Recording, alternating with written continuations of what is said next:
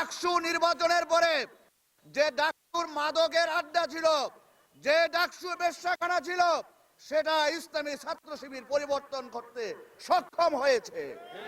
ঢাকা বিশ্ববিদ্যালয় ও নারী শিক্ষার্থীদের নিয়ে বরগুনার জামায়াত নেতা মোহাম্মদ শামীম আহসানের বিতর্কিত মন্তব্যের প্রতিবাদ জানিয়েছে বিশ্ববিদ্যালয়টির সাধারণ শিক্ষার্থীরা।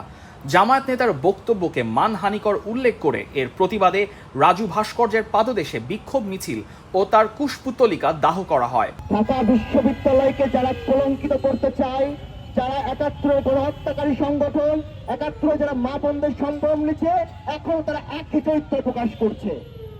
৭১ সাথে তারা কি করেছে? ৭১ তারা করেছে মা বোনদের ধর্ষণ করেছে পাকিস্তানি হানাদার বাহিনীর সাথে মিশে। এখন তারা করছে কথায় কথায় বট অ্যাটাক, কুরুচিপূর্ণ বক্তব্য। ঢাকা বিশ্ববিদ্যালয়ের শিক্ষার্থীবৃন্দদের ব্যানারে এই বিক্ষোভ সমাবেশে ডাকসু নির্বাচিত হেমা চাকমা, সানজিদা আহমেদ তন্নি সহ হল সংসদ ও ছাত্র সংগঠনের নেতৃবৃন্দরা উপস্থিত ছিলেন। বিক্ষোভে তারা ওই নেতার কুশপুত্তলিকা দাহ করেন।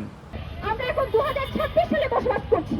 আমরা মেয়েরা নিজেদের অধিকার নিয়ে, নিজেদের অর্থনৈতিক মুক্তি নিয়ে, সামাজিক মুক্তি নিয়ে আমরা এখন যথেষ্ট পরিমাণ সচেতন। প্রতি বিলুপ্তকারী প্রতিষ্ঠানকে যদি আমরা ধারাভাবে যদি বলি মাদকের আড্ডাখানা,